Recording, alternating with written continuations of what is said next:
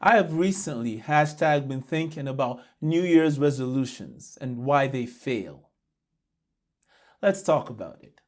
Hi, my name is Anthony Sani, and on Been Thinking, I share productivity and personal development insights to help you achieve your best in life, career, and business. And on this episode, I'm thinking about New Year's resolutions, specifically why they fail and what we can do to fix that. This is the first of a 4-part series of videos that I'll release each week throughout this last month of the year, to help us prepare for next year. And of course, it occurred to me, surprise, surprise, as I thought about some of the changes that I want to make sure next year is better for me. But back to resolutions. According to the Association of Psychology, Newfoundland and Labrador, about 80% of people who make resolutions fail those resolutions within about 6 weeks in the new year.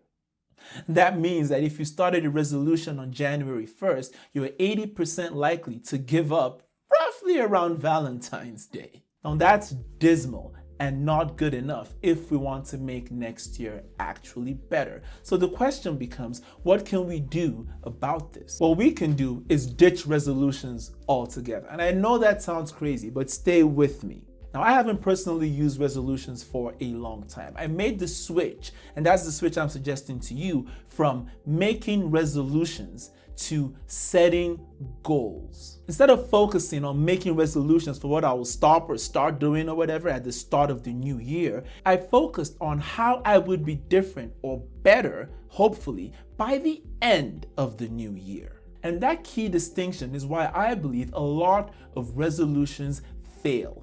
They depend on something perhaps magical happening at 11:59 on December 31st. Some sort of switch that goes off that turns you into a different and new person on January 1st. When you hear it said this way, it becomes obvious to you. Yet so many people continue in the delusion of New Year's resolutions, expecting that they can go from who they've been for months, maybe even years, suddenly into someone completely new. Habits they've ingrained for months, maybe years, will suddenly disappear. But goals are different. At least good goals are different. They embrace process.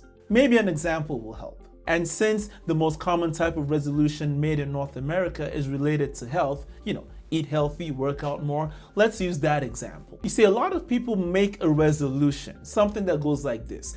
Starting January 1st, I will work out more, or I will eat healthy, or here's a good one, I will stop eating unhealthy. All these sound great, but check back in February and you shouldn't be surprised to see them sitting on the couch, having never been to the gym in weeks, scarfing down a big bowl of potato chips. Nothing wrong with potato chips. I like them myself. But that's not the point. The point is they have failed in their resolution. What happened? They were motivated, I imagine, but less than 10% into the new year, they've completely fallen off the wagon.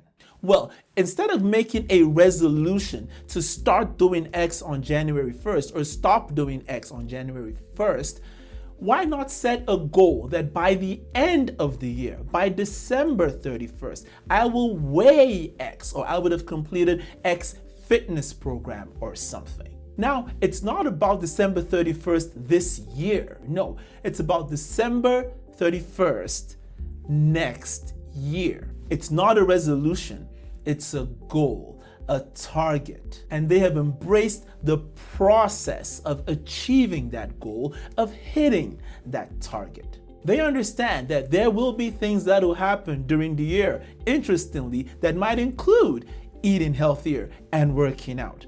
But they also understand that the real measure of success is not what happens between January 1st and Valentine's Day. It's how they would have changed by the end of the year. And you know what's great about that?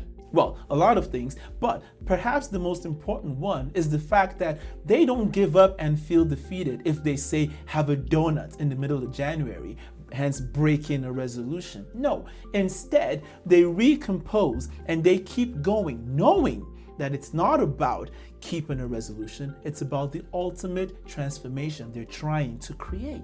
That's so much better and increases the odds that you will actually follow through and achieve what you're after. So that's what I've been thinking about, why resolutions fail and why goals are so much better. I encourage you, going into next year, don't think about resolutions too much. Instead, set goals. Don't think about what you will stop or start doing on January 1st, but think instead about how you will be different, what you will have achieved on December 31st of next year. Until the next episode, my name is Anthony Sani. As always, encouraging you, be your best, do your best, make next year awesome, and stay tuned for the next 3 videos in this series. But until then, bye for now.